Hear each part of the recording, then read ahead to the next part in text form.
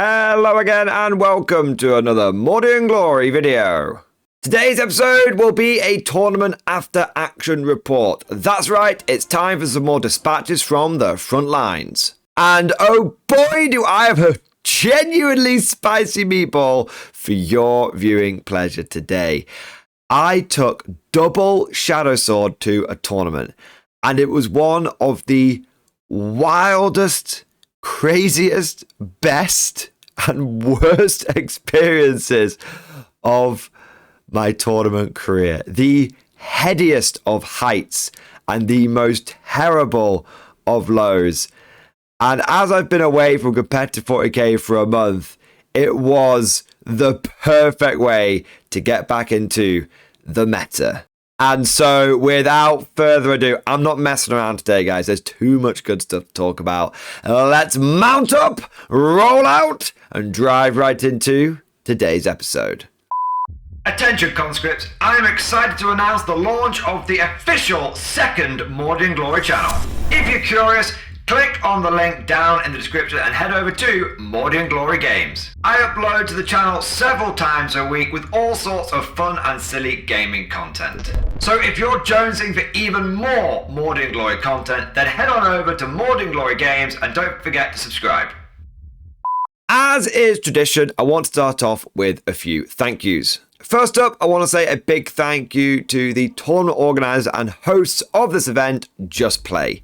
Just Play is my local gaming store where I do a lot of my RTTs, and they always put on a really good event, and this was no exception. If you ever find yourself in the Liverpool area or you're willing to travel for a good RTT, I can thoroughly recommend Just Play and their events. I also want to say a big thank you to all of my opponents.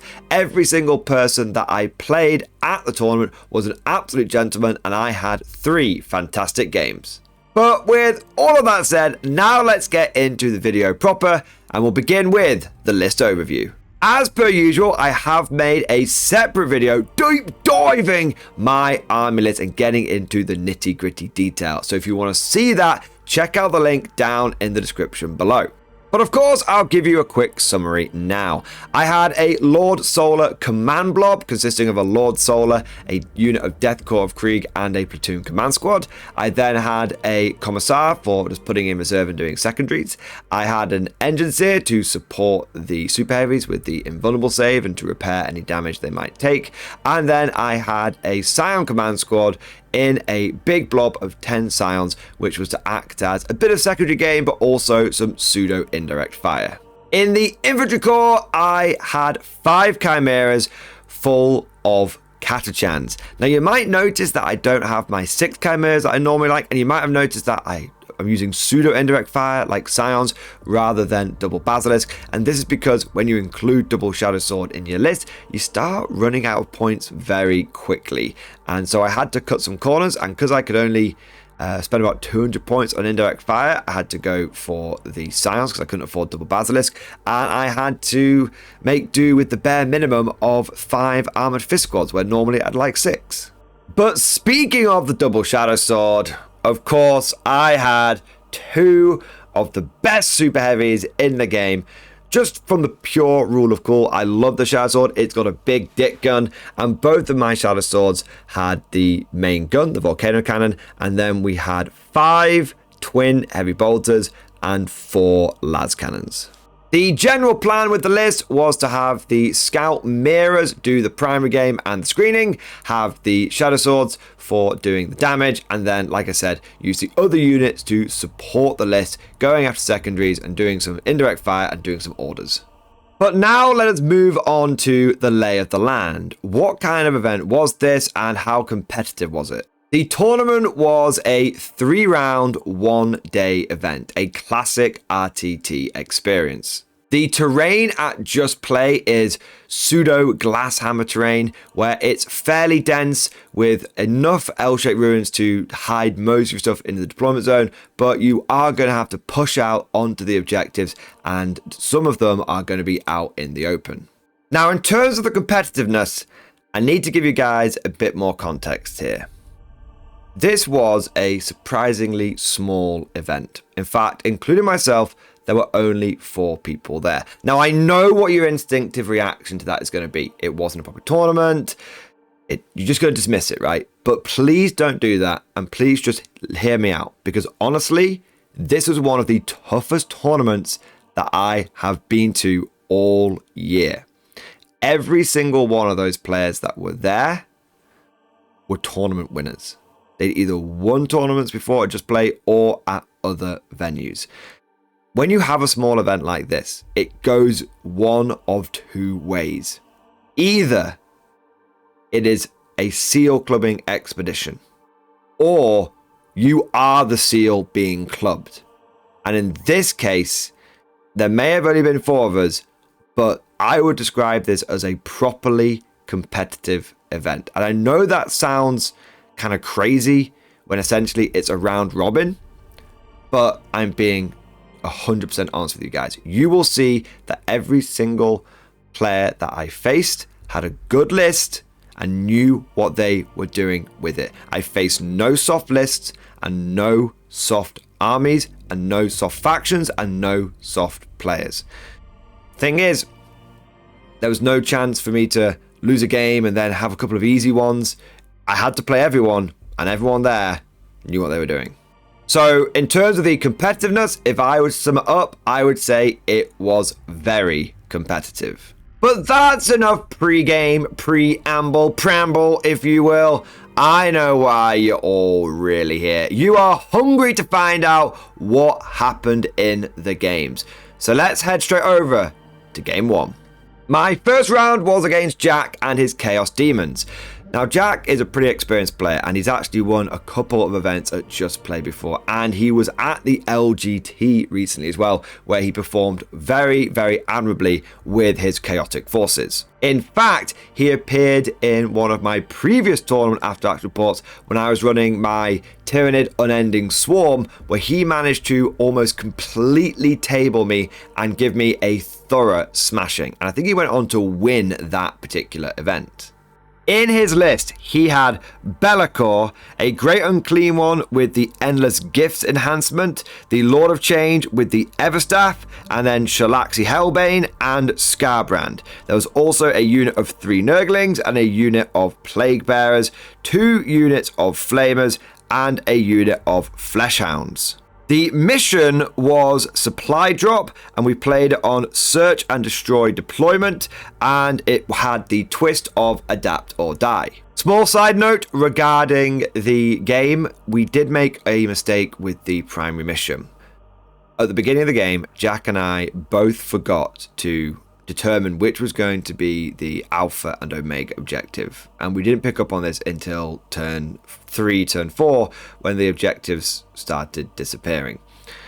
As a result, we called the TO over, and the TO determined that the best thing was for essentially play this as just each objective being worth 5 points and not having them disappear.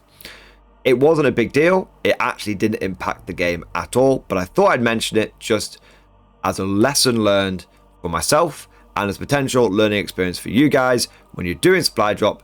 I know it sounds obvious, but when you're getting carried away and you're getting excited and you're under that tournament pressure, don't forget to make sure you have determined where the alpha and where the omega objective is. Moving swiftly on, for deployment, I had 2 chimeras on the left flank, 1 chimera in the middle, and 2 chimeras on the right flank. I had my Lord Solar Command Blob holding my home objective, and I had both of my Shadow Swords forming a convoy in the middle of the board. For the demons, they had Scarbrand and the unit of dogs in reserve, and then they had all of the other great demons on the board, essentially in range of Be'lakor, and I couldn't see any of them except for Mr. Blobby, the Great Unclean One, who I could get within 18 inches of if I wanted to with one of my Shadow Swords. We roll off for first turn, and I actually managed to win. Now, this is a bad thing, as you will learn very shortly. But at the time, I thought, great, there's a chance for me to drive forward, and I might be able to kill one of the greater demons straight away. I mean, sure, He's a great and clean one. He's got that 4+ feel no pain. He's got a 4+ invulnerable save. But if I can do some devastating wounds to the great and clean one, I might be able to overwhelm it. I mean, at the end of the day, I've got a volcano cannon, I've got 4 las cannons, and I've got 15 heavy bolter shots as well with full rerolls to wound. At the back of my mind, I know it's bait, so in my movement phase, between my scout move and my regular move, I actually push a Chimera up the middle first, meaning that yes, the Great and Clear one probably will be able to get a charge on it, but there's no risk of that Shadowsword getting charged by the Great and Clear one, because essentially I've got a blocker in front of it. I then move the Shadowsword behind, getting within 18 inches, and I put a Chimera down the right flank, and I put 2 Chimeras down the left flank. It then comes to shooting, and I roll the dice for the volcano cannon, and I managed to get 3 shots in total. I'm thinking that's a good start. I'm hitting on 3s with take aim. I roll my dice, and I roll a 1, a 1, and a 2. That's not a good start, but hopefully all of the other weapons will be able to make up for it. Surely the luck will turn around. I roll my 4 las cannon shots, and I roll a 1, a 2, a 2, and a 3. Finally a hit! And then I roll a 1 to wound. Right. In a panic, I pick up a whole bunch of heavy bolter shots, throw them into the Great and Clean one, and after all the smoke has cleared, he's taken a total of 2 wounds. 440 points of rolling steel just did a flesh wound to a Great and Clean one. I then roll a Chimera, and this really rubs salt in the wound. And once my Chimera is finished doing its business, it's done 4 wounds to the Great and Clean one. So my Chimera did double the damage of the Shadowsword. Big rip. But things go from bad to worse when the demon player picks up Shalaxi and Be'lakor from the board, because he can spend a CP to do that. And this is when I realized how bad going first was. And this is when I realized how rusty I was at 40k. Seriously, I've only been out of the game for like a month, just trying a few of the things, doing a few bot action palette cleansers, and I just completely forgot that demons could pick up turn 1 if I go first. And then I completely forgot that they can bring them in their turn 1. And then I completely forgot that demons have got a stratagem for a 3-inch deep strike, and then I forgot that they can deep strike within 6 inches if they're in the shadow of the warp. So you can kind of figure out where Be'lakor and Shalaxi just dropped.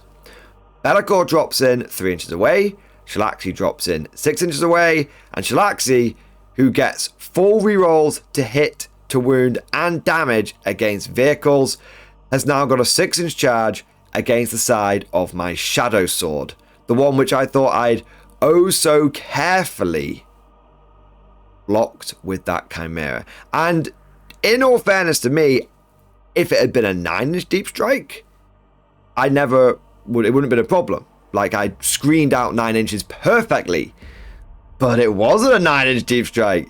It was a 6-inch deep strike, and now I am in deep doggy doo-doo.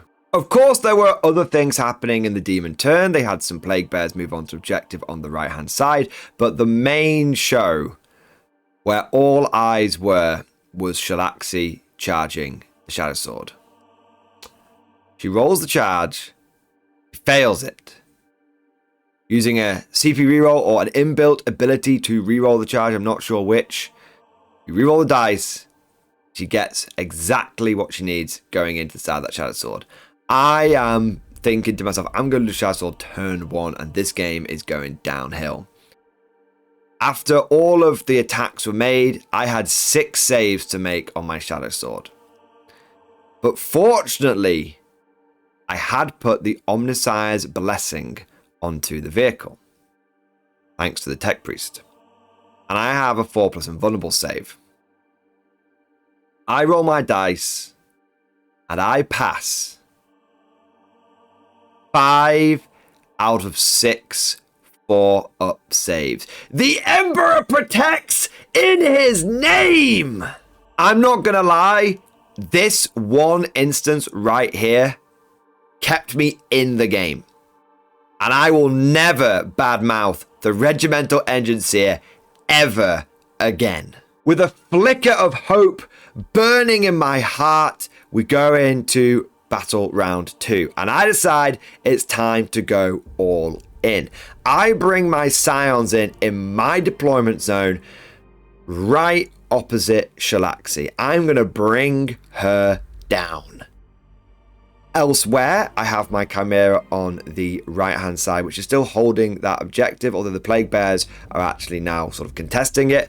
And then I've got my other Chimera on the right flank, which I'm just holding in reserve a little bit, but I just move it around so it can see Be'lakor. And then on the left flank, one of my Chimeras disembarks its infantry squad, and then it moves around so it can see Mr. Blobby. And then I've also got my other Chimera on the left flank, which moves into a ruin, into position where it can see Shalaxi. And the plan here is to put everything I can into Shalaxi before I have to use the Shadowsword that she's in combat with, because I want to clear her off the hull, and then I can shoot that Shadowsword without that -1 to hit penalty. And I throw the Scions in, the Lord Solar Command Blob comes in, all of the Chimeras go in, and it comes down to the last few las bolts and stubber rounds, but we do manage to bring her down.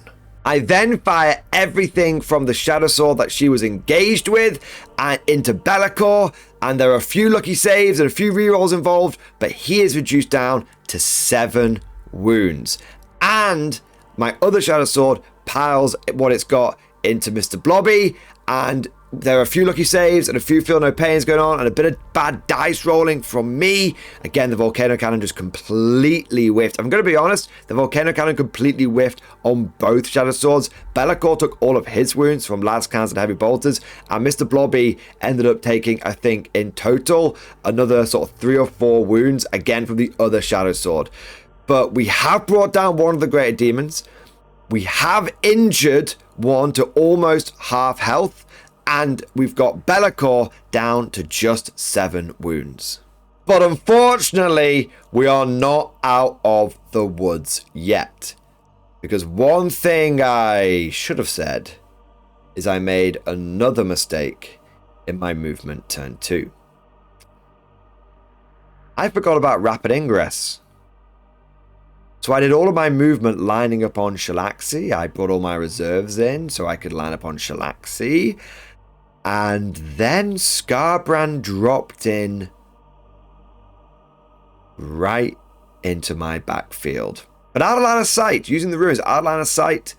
So I couldn't see him with anything but basically the Lord Solar. Oh no. He's facing an easy charge against my second Shadowsword, the one that doesn't have the 4+ invulnerable. And my god, do I wish I had brought 2 Tech Priests. I cheaped out. I really should have brought 2. But I went, nah, one will be fine. One was not in fact fine. In Demon turn 2, what happens is some Flamers come down, and then some firepower from the big bird, the Lord of Change, goes into my Scions and clears all but the commander out. I think there's also maybe like a Flamer from Skarbrand or something, or maybe the Flame Hounds, but essentially the Scions get wiped out. And then Skarbrand goes into my Shadowsword, and thanks to a stratagem that gives him +1 AP, he's AP 5, and I think my Shadowsword takes either 30 or like 36 wounds and just gets obliterated. And to make matters worse, Be'lakor and the Plague Bears go into my Chimera that was on the right-hand objective, and they're able to wrap and trap it. They easily kill it, and then my Guardsmen have to do an emergency disembark out of the Chimera, and I end up losing sort of 3 or 4 of them on the way out. But wait, there's more! Because Mr. Blobby, who has been making his way down the board, at this point has killed the Chimera that was blocking his way. And now he's killed the infantry squad that was blocking his way. And even though I'll have a turn to maybe try and deal with him. Turn 3, he's basically going to get into my Shadowsword. In battle round 3, it's looking very dicey for the guard. But it's at this point that my brain has started to fire up, and I remember one of the most important things about fighting demons. Don't get tunnel visioned onto the big stuff, because it's actually the little stuff that's going to be doing the scoring. And I realized that there's like 1 unit of flamers and like 1 unit of plague bearers and a unit of dogs. And if I can pick those up, my opponent's ability to score points is going to be very, very limited. So what I do is I bring the 2 chimeras that were on the left flank and I bring them down a little bit, and I'm actually able to flame the flamers on that side, and I get rid of pretty much all of them. I think like 1's left on a wound, but the unit's essentially made combat ineffective. And I don't remember what happens to it, but it gets picked up later on in the game via some inconsequential firepower. Over on the right hand side, we've got the plague bearers. Now what I do is I take my infantry squad that had come out of the chimera, and then I take the chimera that I had in reserve, not cheated reserve, sort of held back on the board, not fully committed yet, and I power that forward and I start using its firepower to help clear off the plague bears. And we actually managed to wipe out about half of them. And then again in turn 4, they ended up getting picked up. And we also had wiped out enough that we could contest the objective. So over the course of a couple of turns, we pick up the plague bears on one flank and stop the demons being able to score both turns over there. We pick up the flamers on the other flank and we stop the demons being able to score over there. There's a unit of flamers holding the enemy's backfield objective, but that's it. And there's a unit of nurglings, which can't score because they're OC0. And then I also, in this turn 3, end up picking up the corn dogs. I actually do this with the Lord Solar's command blob over the course of turn 3 and turn 4. And what I do is I shoot them up and then I charge them. And then there's a couple of rounds of combat that take place, but eventually they are brought down, and those corn dogs weren't able to do anything to my home objective. And by the time we get to the end of turn 4, and I know I'm skipping ahead a little bit here, guys, don't worry, we'll go back to turn 3 proper in a moment. But by the end of turn 4, I want to make something clear. My opponent had no small units of demons left that could score any points in a meaningful way. I actually do this with the Lord Solar command blob as well. And I know we're skipping ahead a little bit to turn 4. Don't worry, we're going to get back to the main events of turn 3 in a second. But the point I'm raising here is over the course of these 2 turns, all of these small demon units got picked up and none of them were able to score any primary. And what really helped me in this game was the ability to have more objective control than my opponent and to just go after those little scoring units and to not be so tunnel visioned on the monster mash. But what happened with Skarbrand? What happened with Be'lakor? Well, in turn 3, I used my Shadowsword to go after Be'lakor, and I fired the main gun into him, and I actually managed to get some devastating wounds through for the first time. I only rolled 2 shots. I only got 1 hit, but that 1 wound that went through was a 6. It went bang and just flattened him and he went down. All of my other firepower went into Skarbrand, las cannons, heavy bolters, chimeras, stubbers, everything. And once the dust had settled, he was left on 2 wounds. Now that is still a very, very lethal Skarbrand, but it's another big demon down, and it's another big demon which is very badly injured. We go into demon turn 3, and my opponent goes to move Skarbrand in a position to do a charge, and I fire Overwatch. Now, of course, I can't Overwatch with the Shadowsword. Chance would be a fine thing. But instead, I Overwatch with one of my chimeras. Because here's the thing. My chimeras have got born soldiers. And now that works anytime I fire, including Overwatch. So I'm just fishing for a couple of 6s here from my chimera, get those lethal hits, get those wounds, and hopefully 1 can go through. 2 damage, we can bring Skarbrand down. We roll the dice with heavy bolters, and we get 2 6s. That actually gets us 2 sustained hits, which generates another wound. I roll another 6. My opponent rolls his saves, and he passes 2 out of 3 of them. He CP rerolls the last one, and he fails it again. Scarbrand takes 2 damage, and he is killed, and that is another greater demon down. In fact, the only greater demons that are now left on the board are the Great Unclean One, who doesn't do a huge amount of damage, he's more of a tank than anything else, and the Lord of Change, who's in a similar position. Because of this, Demon Turn 3 ends up being a little bit of a lackluster affair, and the Lord of Change and the Great Unclean One go into my Shadowsword, but it's still rocking that 4th invulnerable save, and I'm able to actually tank most of the damage. The Great Unclean One does no damage in shooting, goes into combat with it, and doesn't do any damage with the wounds, and the Lord of Change actually does do a fair bit of damage to the Shadowsword in shooting, but can't actually get there to do anything in close combat. We get into battle round 4, and the TO comes over and gives us the 10-minute warning, so we have to have a quick round 4. It doesn't look like we're going to get round 5 in, and so you guys know what I do in my round 4. I just pick up all those little demon scraplet units, and by the time they're settled, the only thing that's left over are those 2 greater demons in the middle of the board. In the demon round 4, they effectively can't score any primary points. They struggle to get any secondary points, but they do manage to destroy the final Shadowsword. And after all is said and done, the demons won the battle of the behemoths, but the guard won the battle of the ground pounders. And when the final scores were totted up, the game ended up being a draw. It was actually the demons ahead by I think 1 victory point, but because Just Play uses WTC scoring, you need to have that 5-point differential in order to be able to secure the win. And so we managed somehow, despite making a lot of mistakes and being very rusty, managed to claw a draw out of the jaws of defeat. But with a pleasantly surprising result from Game 1, it was time to now go into Game 2. There's no rest for the wicked. And that was especially true because it seems that the Forces of Chaos were not done with me yet, as we go from facing demons to facing World Eaters. My erstwhile opponent for this game was Paul. And what's amazing is, last time Paul and I played was at one of these Just Play tournaments, where he won it. And last time we played, I had used my double super heavy list, but with just the 1 Shadowsword.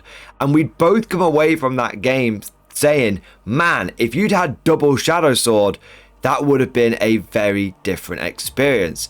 So this was a incredibly interesting matchup, because not only was I getting to use my, in my mind, improved double guard super heavy list, but I got to use it against someone who's actually played it before. So it was a real measure of how better it really was.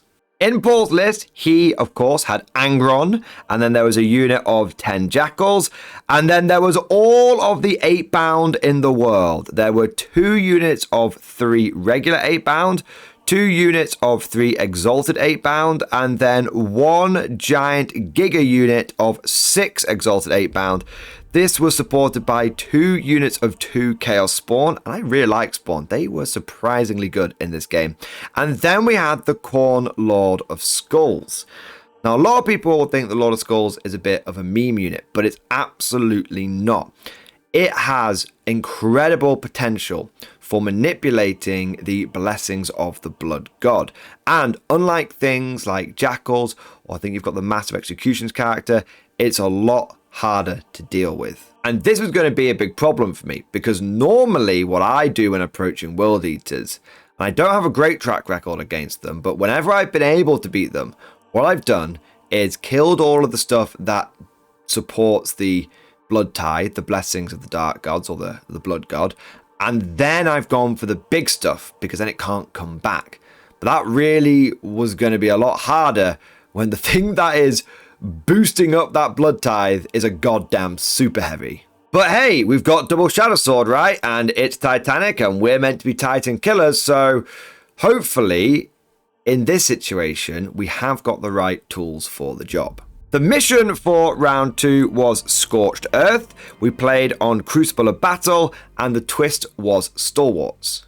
For deployment on the left flank, I put 1 Chimera and 1 Shadowsword.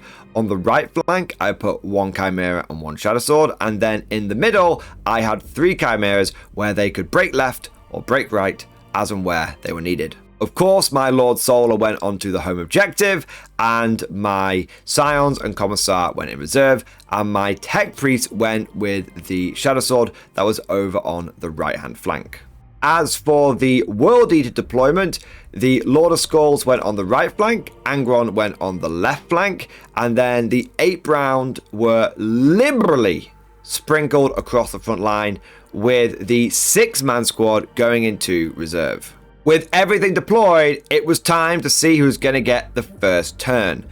And we roll off, and Skinwalker Mordian is in effect once again, because I'm able to get that all-important turn 1. And when I say important, it actually was a pretty big deal, because thanks to the fact that the Lord of Skulls is a really big boy, after my turn 1 movement, I could see him with both of my Shadow Swords. And after finishing the rest of my Chimera movement, which consisted of the usual scout moving and then moving towards objectives, it was time to destroy that Lord of Skulls. Double Shadow Sword, all main guns in range, hitting on 3s with both, las cannons, heavy bolters, volcano cannons. It was a done thing. It was a dead cert. So I roll the first Shadow Sword. I rolled a 2 for the total number of shots. I roll a 1 and a 2. I then roll the las cannons and roll 4 1s and 2s. I go with my heavy bolters, and after everything's done, I have done no damage. I then go with the second Shadow Sword. Surely the luck's got to turn around, right? Total number of shots, 2. Number of hits, 1. Roll to wound, and I roll a 1. I can't use a CP reroll because I already used it trying to reroll the number of shots on one of the Shadow Swords in a desperate attempt for them to do something. The last cans of heavy bolters go, and after all is done, Lord of Skulls is sitting there on about 10 wounds. My opponent and I cannot believe it. This Lord of Skulls should be dead. There's no question about it. I should have got an average of 6 volcano cannon shots, an average of 4 hits, an average of 3 wounds. He should have saved 1 of them on his 5+ invulnerable save, and then I should have done 24 damage. That's just the statistical damage from the volcano cannons alone, let alone the 8 las cannons and 30 twin-linked heavy bolter shots. But no, what? No, couldn't do it. With a clear sigh of relief, my opponent springs into his turn 1. Now, to be honest, most of the World Eater turn is various units of 8 bound staging themselves behind the various L-shaped ruins, getting ready for a go turn over the course of turn 2 or turn 3. But there is some activity over on the guard's right flank. The Lord of Skulls is able to destroy one of the Chimeras, and then one of the units of regular 8 bound goes into the infantry squad and is able to kill that. This is a big deal because that Chimera maybe should have died to the 8 bound, but losing the Chimera and the infantry in one turn, because the fact that the World Eaters had shooting from the Lord of Skulls, which should be dead, means that actually on that right flank, I've lost all of my screening. What should have been 2 turns of screening, 1 from the Chimera, 1 from the infantry squad, has now been reduced to what essentially feels like 0 turns of screening, or at the very least 1 turn of screening. But it's okay. We're going to go into turn 2. We're going to deal with that Lord of Skulls. And you know what? We're going to deal with Angron as well, who's also decided to come out to play. We're going to go all in. It worked in game number 1. It can work in game number 2. My Shadow Sword over on the right flank remains still. It can see from its position both Angron and the Khorne Lord of Skulls, able to direct its firepower where it's needed. The Shadowsword on the left flank drives forward and can easily draw line of sight onto Angron. Those big flappy wings make him a big target. I also power forward with my Chimeras, but I focus them over on the left flank. This will allow me to target the units using my 36-inch range on the heavy bolters without the 8-bound necessarily being able to come in and get all of them in one turn. I then bring my Scions down and I deploy them basically in front of the Shadowsword over on that right flank, the one that lost all of its screening from the Chimera. I want to be using my Scions to go after the Jackals that are just hiding on my opponent's home objective. But if I do that, my Shadowsword is open. And it can tank a lot of damage, but if there's one army that's going to rip through it, it's going to be World Eaters. I need to buy time. Side note, I also used reinforcements on the unit of garrison that died turn 1. I thought about bringing them in turn 2, but I kept them in reserve because I wanted to have them as an option for turn 3 when they'd be able to come in the enemy's deployment zone. As with game 1, when we found ourselves up against it early on, I decided to start off with the little stuff so that I know where my big stuff needs to go later. I go with the Scions, and the Scions smash it. They do an amazing job. The melters all go in against the 8-bound, and I actually just kill them all. I roll my melter shots.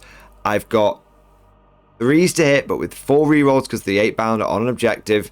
And I managed to get like 4 hits because of the sustained hits from the commander. I get 4 wounds. My opponent only passes like 1 of his invulnerable saves, and I get just the perfect damage, like 5, 6, 5, overwhelming that 6-up Feel No Pain from the Blessings of the Blood God and bringing the 8-bound down. The Scions then turn around and go after one of the spawn units, which have run forward to do some objectives and take them out as well. I fucking love Scion Gigablobs. I can't wait to run a full army of them again soon in an upcoming tournament. Elsewhere, my Chimeras on the left flank do a little bit of shooty, getting those angles, and I'm able to damage one of the 8-bound units, and I also do a little bit of scattered damage elsewhere.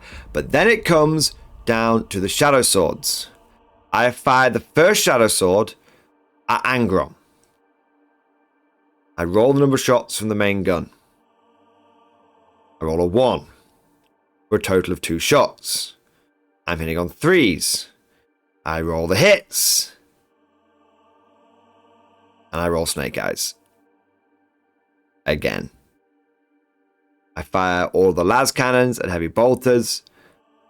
And I'm able to take 6 wounds off Angron in the end. 6 or 7, but what can I do, boys? What can I do? My opponent's not even having to spend like CP to reroll like invulnerable saves against the volcanic cannon. I'm not like generating any devastating wounds. And the worst bit is I then go with the other Shadow Sword and I'm like, well, I'm going to go after the Khorne Lord of Skulls because that's got less wounds left over. And I fire the other Shadow Sword into the Khorne Lord of Skulls and the same thing happens again. I get like 1 hit, which then fails to wound. I've already used my CP roll again stupidly to try and get more shots. The las cannons go in, and once all then done, the Lord of Skulls is like sitting there. I think it's on like 5 or 7 wounds or something. It just won't die. My big units just aren't doing anything. And to rub salt on the wound, at the end of my turn 2 movement, my opponent had rapid ingress, that big unit of 6 8-bound.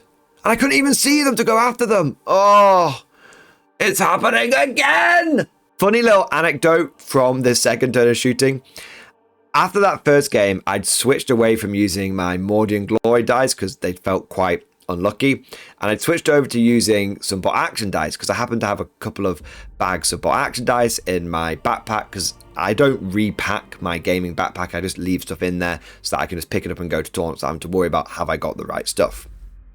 And the first set of dice I've been using in this game too had been my Soviet dice. But after that Shadow Sword on the left had screwed up for like 2 turns in a row, I run and I get myself some other dice, and my other bag of dice in there are the special edition Romanian dice that Warlord did a limited run of. And I'm like, surely by the power of Romania I'll be able to do better. And that's when the second Shadow Sword did like even worse. And it was quite funny because I thought about it afterwards, and trusting to like the Romanians to do good anti-tank is quite highly ironic considering what happened around Stalingrad. So thought I'd throw that into the video because I know some of you history buffs will get a bit of a chuckle out of that one. So after 2 turns of horrendous luck, what should have been a fairly straightforward game for me, where turn 1 I defeat the Lord of Skulls. That means I can go after Angron turn 2, and then I've just got to survive the charge from the 8-bound. The actual situation is the Lord of Skulls are still alive, Angron is still alive, and the only damage I've done is killed 2 spawn and I think about 4.5 8-bound in total. And now it's time for the World Eater's first go turn. On the right flank, the 6-man 8-bound unit goes into the Scions and utterly obliterates them down to the last man. In the middle, Angron and a unit of 8-bound go into a Chimera, and I'm not great at the assault rule, so I don't appreciate this, but the 8-bound kill the Chimera, the troops spill out, and then Angron's able to, because he's charged, pile into the infantry and then attack them and kill them. I thought that you could only activate a unit if you were in combat, but it turns out that in 10th edition, if you've charged unit, and Angron had technically charged the Chimera, you can still activate, and then if you can get into engagement range, you can still attack the unit even though you didn't charge it. That's an important distinction from 9th edition to 10th edition, which had just completely passed me by. On top of all of this, a unit of 2 8-bound get into one of my Shadowswords, the one up on the top left, and even though they don't do much damage to it, I do fail an alarming number of saves. In fact, I fail all of the saves on that Shadowsword, and what's worse is now it's tied up, so it's not going to be hitting as good. So at the end of turn 2, the World Eaters have just blasted through my screen, and I've got to try and do something to bring this game back round. Once again, we find ourselves going into turn 3, and the game being on a bit of a knife edge. If my dice do not turn around in turn 3, the game is over. I need to do some damage. But once again, I need to recognize that I need to be killing the little stuff.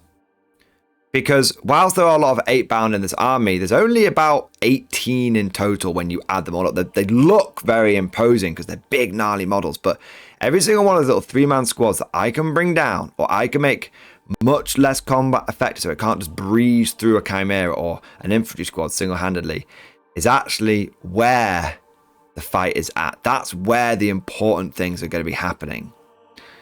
So going into turn 3, once again, I switch tack and I focus on bringing the squads down. And if I get one of the biggies on the way, then that's a bonus. Firstly, I bring my strategic reserves on. My Commissar leading the reinforcement infantry squad. At this point, there's nothing in my opponent's back line screening him out. He's got 1 unit of 10 Jackals holding his home objective. And I come in there and I flame and lasgun and plasma pistol from the Commissar 6 of the 10 Jackals off. I then need to make a 10-inch charge onto that Jackal unit. And I think, screw it, let's do it. Let's go for it. And so I roll the dice and I roll a double 6. Getting the charge, clearing the enemy home objective, and taking the fight into the enemy's rear. But what about the front lines? Well, I start off by taking the Shadowsword that's engaged with the 8-bound and firing it into Angron because I can get a long angle onto him. And I actually do a very respectable amount of damage, reducing Angron down to 3 wounds.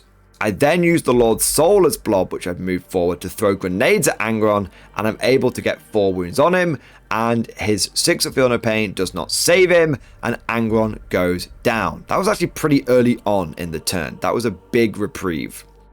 We then use the Chimeras to go after one of the 3-man 8-bound squads, and we're able to reduce that 8-bound squad down to 1 guy, I think on 1 wound. All that's left is the big 8-bound unit of 6, the Exalted Giga Squad that's in front of my Shadowsword. I fire my other Shadowsword. I fire everything into it and I reduce it down to just 2 guys, one of which has only got 1 wound left. Overall, this turn, I'm able to kill a squad of Jackals, I'm able to kill Angron, and I'm able to kill a total of about 6 8-bound and then injure another 2. And when I looked up from my turn 3 and finally caught my breath, I saw how decimated the World Eater forces had been. I just needed that point blank fire. Because now all they had was a Lord of Skulls who were struggling to navigate round the dense ruins. And then there was about 6 Exalted 8-bound left over in total. And the other 2 8-bound that was alive were just wailing on the Shadowsword hull and we were essentially out of the game. I was happy for my Shadowsword just to stay in combat with them and slowly but surely fight his way out and shoot his way out. That's not a lot. That's not a lot at all. Going into the World Eater's 3rd turn, they do throw everything they've got at me. They send the Spawn, who I should say were also alive, one of the units of Spawn, into my Lord Solar, and that fight just evolves into the Lord Solar versus the Spawn. Both units just sort of slapping each other, but I've got my Krieg guy in there so I can regrow some, and then they've got to feel no pain. So we eventually sort of chip each other down, but that fight just goes on till the end of the game. We then have all of the 8-bound essentially go into the middle of the board. Now, what's interesting is I actually had one of my units of guardsmen out of the chimeras. I jumped him out so I could get onto one of the objectives. And the one wound, 1-man 8-bound squad goes first, and I hose him down with the flamers and with the las guns on Overwatch, and I actually managed to kill him. And then the other 5 remaining Exalted 8-bound jump out from behind the ruins and just wipe the squad out and kill the Chimera. And there's this really cool image in my head, and I had this sort of joke with my opponent where you can imagine like the guardsman seeing the 8-bound and just like, open fire! And it's kind of like that scene from Rogue One where like Darth Vader's coming forward and they're like, oh, fire away, fire away, fire away. But actually it works. And they bring this 8-bound down. It sort of collapses in front of them, like just a foot in front of like the nearest guardsman. And they're all like, yeah, we got him, yeah. And like the sergeant's like, don't worry, lads, I told you, they don't like it when you cook them. And then suddenly, out of the flames and smoke, 5 more 8-bound appear. It's like, by the Emperor, oh my God. And they all just get torn to pieces. But in truth, that was the last hurrah of the World Eaters. Between my remaining chimeras and infantry and my Shadowsword, I am able to pick up the rest of the 8-bound, the Exalt 8-bound that were in the middle of the board. The other 2 8-bound that just sat there wailing on my Shadowsword, but not really meaningfully doing anything. Although they do just keep chipping wounds off it. It's got a lot of wounds for them to get through. And then, like I said, the Spawn eventually just sort of fight to exhaustion against the Lord Solar Blob. Angron does actually come back at one point, but it's too little too late. And the final score of the game was 100 points to the Imperial Guard and 83 points to the World Eaters. If there's any lessons learned to be drawn from this game, it's don't lose heart in the face of bad dice. Just keep rolling, keep going. I've had horrendous dice in both of these games, but by just keeping my head up and keeping the morale high and just keeping my head and looking around at where the target priority should be, I was able to actually get the victory here. It would have been very easy for me to essentially throw this game after a couple of bad dice rolls and not see the bigger picture. That is something I have done in scenarios just like this. You go back towards the end of 9th edition when I ran my Pure Scions and I faced off against demons, and I did exactly that. So lesson learned. Keep your head, stick to the plan, and eventually something will come. So with one draw and one win in the bank, it was time to go into round 3. And clearly my guardsmen had seen too much chaos.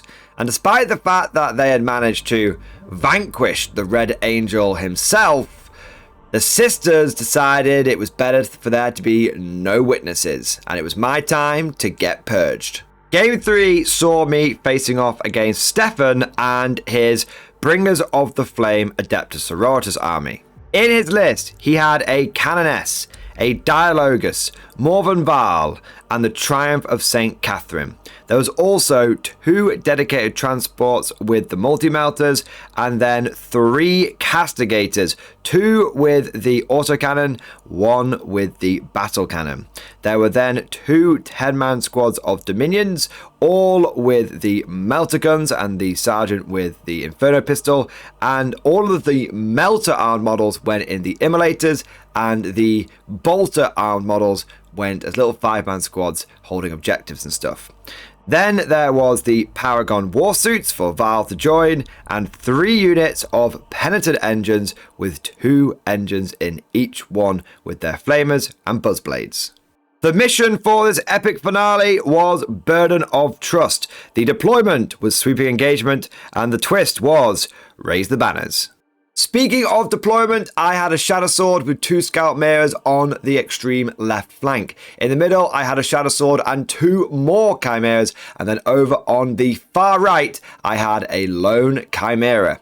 My Lord Solar was holding my home objective, and my Scions were in reserve with the Commissar. For the Adeptus Sororitas on the left flank, they had an Immolator with a Melter Squad inside and a Canoness. In the middle, they had a Castigator and one of the 5-man Bolter Arm squads. And then over on the right, we had the 2 Castigators, another Immolator, and the Triumph of St. Catherine sat on my opponent's home objective. There was a unit of 5 Bolter bitches holding the home objective. Morven Val and her bodyguard went into reserve, and the Penitent engines were split up, with 1 unit being on the centre right and the other 2 units being on the far right. We roll off for that first turn, and for the first time this tournament, I end up going second. Turn 1 for the Sisters of Battle sees them go for a hard mechanized push down the right flank. The Immolator moves and then advances, and then the CP is spent so that the infantry can get out, and the Immolator and the 5 Melter sisters are able to destroy my Chimera on the far right hand side. I had tried to defensively scout move it, but damn, those guys are just so fast. They also moved and advanced the 2 Castigators on that flank as well, and brought the Castigator out on the middle to draw line of sight onto one of my Chimeras that was in the mid, and they destroyed that as well. All of the Penitent engines came swarming forward as well, although they weren't able to do anything this turn. My opponent had put one of the units, the one in the middle, really far forward, hoping to get a charge off against that second Chimera, but the Castigators just destroyed it, and so unfortunately, that Penitent unit was left a little bit exposed. There was a 5-man squad of sisters that moved into the middle of the board to get area denial, and that was Sisters turn 1. A blistering start, 2 Chimeras destroyed, and my right flank under intense pressure from the get-go. But you guys know the saying, the guard get hit hard, but we hit back even harder. Over on the right flank, my unit of guardsmen, which have been blown out of their Chimera, stay still because they don't want the Dominions to do a reaction move back into their transport, and they unload everything they've got into that sister squad. They thought they were the bringers of the flame, but when I fired my 2 flamers at them, it turns out that actually I had brought the flame. 6 on the flamers, cooked the entire unit of sisters, the las guns picking off the last survivor. In the middle, my Shadowsword stayed still because it could see the Immolator and the 2 Castigators that had come down that flank, and I unleashed the wrath of the Emperor. My main gun went into the Immolator. Everything else went into the Castigator. The main gun rolled 3 shots total. Just a nice normal amount. I got 2 hits It's never been done. I then rolled to wound. I got 2 wounds, one of which was a 6, doing 12 devastating wounds to the Immolator, destroying it in a glorious display of Imperial firepower. And the cherry on top, the Castigator didn't get away unhurt either. The las cannons went in, got a nice normal amount of hits. My opponent had to use a CP roll and a miracle dice, and I still was able to bring it down to just 4 wounds remaining. See, this is what my Shadow Swords should have been doing all tournament. But they've just been underperforming. I'm not expecting them to sweep entire armies aside every single turn single-handedly, but just reliably nuking 1 unit a turn and the supplementary firepower either guaranteeing that happening or it going into another unit and damaging it. That's how they should feel. And I started to get a sense of hope, a sense that the franchise was turning around. This was reinforced when my Shadow Sword on the left flank opened fire. Now, I had moved it forward and I was able to draw a line of sight across to those exposed penitent engines. I fired my main gun first. I got 3 shots. I got 2 hits. And then I got another 6 for one of the wounds, instantly doing 12 devastating wounds, annihilating one of the penitent engines. The other dice also wounded. My opponent failed his invulnerable save, and the other penitent engine was destroyed as well. I didn't even need to fire the las cannons or the heavy bolters. They were destroyed. They were gone. They were dead. Yes! But it wasn't over yet. My chimeras on the left flank pushed forward and managed to get onto the objective on that side. And then my chimera in the middle, the one that was still alive, moved forward. And with a move, was able to get onto the objective and also still be able to shoot. And I burned all of the sisters, the 5-man squad that were on that objective, just to death. The heavy bolters went in, the heavy stubbers went in, the flames were in, the lads were in. We had to use it all. But we managed to wipe the unit out. And so in my first turn, we've destroyed an Immolator. We've destroyed 2 penitent engines. We've destroyed 5 melter sisters, 5 bolter sisters, and we've also managed to bring one of the Castigators down to just 4 wounds. This was a pretty big blow for the sisters, but it didn't completely suck, and they still had plenty of cards up their wizard sleeve. On the right-hand flank, one of the Castigators guns down the infantry squad, which had been able to destroy the Melter Sisters in my turn 1. The other 2 Castigators come over and they destroy the Chimera that was on the middle objective, but fortunately it takes both of them to kill it because I popped smoke.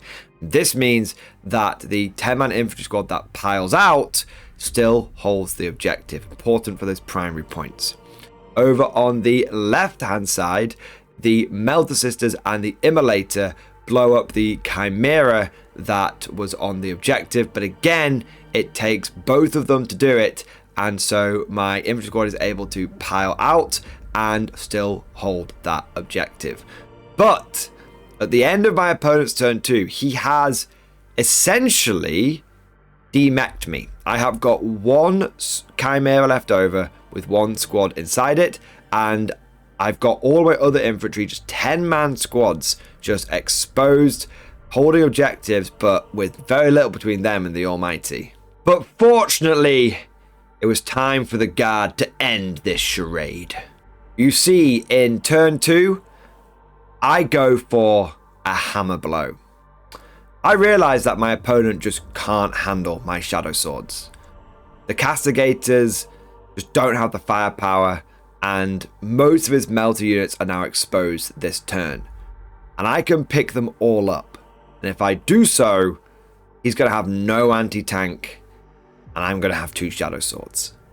So what I do is I take my Shadow Sword that's on the right-hand side, and I move it over so it can see the injured castigator, and it could also see the castigator that's basically in my opponent's deployment zone, just firing shots into the mid. I also move up the infantry squad that's still surviving on the right hand side and get that within grenades range of the injured castigator. Over on the left hand flank, I take my remaining Chimera with infantry squad and I move it forward so that it can see round the corner of the ruin and the cannoness that's hiding there. And then I take my Shadowsword and I move it forward so it can see the Immolator and the Melder Sisters, and it could also draw line of sight to the castigator that's hiding in my opponent's deployment zone, overlapping fields of fire from multiple Shadow Swords. But lastly, and I did deliberate over this for a bit, but I decided to go for it, turn 2 the Scions came in. But for once, they weren't coming in a desperate defensive action. They were coming in to cut the head off the snake. And I dropped my Scions down in this perfect canyon where I could see the castigator and I could also see the remaining Immolator. With everyone in position, we opened fire. We started off with the guardsmen on the right hand side in grenade range. We threw grenades and we got 4 wounds, blowing up the injured castigator over there. This then freed up the Scions to go for some shots into the other castigator that they deep struck next to in the enemy's mid, and we bring it down to a handful of wounds.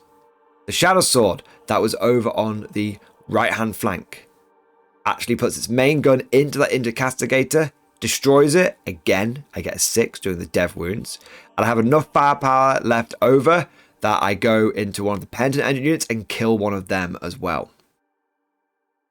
Over on the left flank, I unleash my Shadow Sword into the Immolator. I'm able to destroy it. And I even have a few spare shots left over there to go into the Dominions that have popped out. And between those spare shots and the infantry squad that was holding the objective, we killed that Dominion squad. Finally, the Chimera that had snuck around the side of the ruin to see the Cannoness unloads into her. And she pops her once per game 2+ save, but she still takes a bunch of wounds. And once the plasma guns had stopped humming, and the bolters had stopped chattering, and the las guns had stopped cracking, we looked around at an utterly devastated Sisters army. All they had left on the board was 1 castigator, 3 penitent engines, and the Triumph. Morven Vaal was in reserve, but that wasn't going to change the outcome of the game. My opponent and I play out the remaining turns, but it does not take long from this point on. The Scions do actually end up dying when Morven Vaal comes in, but they just use reinforcements and come back. And by the time all is said and done, my opponent has been completely tabled apart from Vaal and her Paragons desperately holding on to the enemy's home objective. The final score of game number 3 was 83 points to the Guard and 52 points to the Sisters of Battle. And with that, we had secured another victory for his Imperial Guard.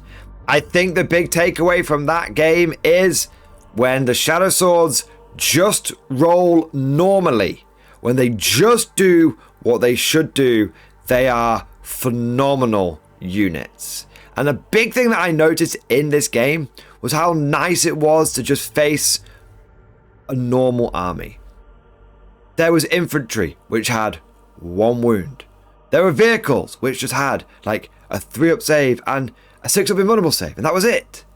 It wasn't every single enemy model's got 2 or 3 wounds on their infantry, and everything's got like a 4-up or a 5 invulnerable save. It just felt like a nice, normal game against a nice, normal army. And yes, my Shadow Swords definitely were a bit of a skew in this particular matchup, but still, even if they hadn't been involved in the game, it just felt nice to play into an army that seemed to be very honest. Not many tricks, just it does what it does. you know what it does, and you can tell what it does by looking at a glance. But with all of that said, we come to the end of the tournament, and somehow I had managed to go undefeated with the double Shadowsword, getting 2 wins and a draw. And what's even crazier is I managed to win the whole thing. I know. That last victory, being pretty significant points differential, meant that I did get the highest overall score of my 2 wins and a draw, and I got that first place. And I have to tell you, I was not expecting that at all. I would have been happy going in there and coming away with just that draw. But when my dice finally started heating up and doing as they were told, it turns out that double Shadowsword is actually pretty effective. The main downside with this army, and what is probably stopping like double Shadowsword from becoming meta, is frankly terrain. There are a number of times on the Just Play boards, and they're fairly not open, but they're fairly light in comparison to something like WTC boards or UKTC boards, where you can't even get a super heavy out of the deployment zone. And even on these boards, I was finding I'd have like 1 movement channel at best. Shadowswords have got a ton of firepower, but the terrain that we currently play on isn't super conducive to them being a viable army. But when they can move around a bit, and when they can do the firepower, they are phenomenal. Well, at least that's what I think. But of course, all of this is just like my opinion, man. Let me know what you think down in the comments section below. Don't forget to do F in the chat for my terrible dice rolls as well. And let me know what armies you want to see me take to the next tournament, whether it's 40k, Old World, or Bolt Action. And if you enjoyed today's episode, then make sure you smash that like button. And if you want to see more content like this, then subscribe. Would you like to know more? If so, then please consider becoming a channel member or patron. By supporting the channel, not only will you be doing your part, but you'll also be helping me create more content for your viewing pleasure and unlocking a whole host of perks. You get everything from a badge next to your name, custom emojis, but the big one is access to the Mordian Glory Discord server, an online community with almost 2,500 active members. It's always popping off in the MG Discord. We've got channels for army lists, hobbying, tactics, stories, and even a pretty spicy meme section as well. For all you greenhorns that wanted to see the Mordian glory hole, today is your lucky day.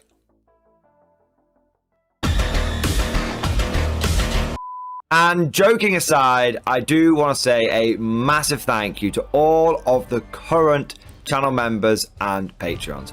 You guys are amazing, truly the lifeblood of the channel. I could not do Mordian Glory full time without the incredible and generous support of my members, so thank you guys so much. And last but certainly not least, I want to say a personal thank you to all of my top tier Patreons. These are the War Masters, the people who have truly gone above and beyond the call of duty. So a heartfelt thank you to Alex Dengal, Bon Vert, Lord Pryor, Mark Panconi, RJ Scorpion, Swordfish Trombone, Try Again Bragg, John Stubbs, Nick Walsh, Diesel Fox, and August Barney. Seriously guys, thank you from the bottom of my heart. Your support is incredible and it makes a huge difference. Thank you so much. That's all for now. Hope you've all enjoyed today's video, and of course, as always, see you guys next time.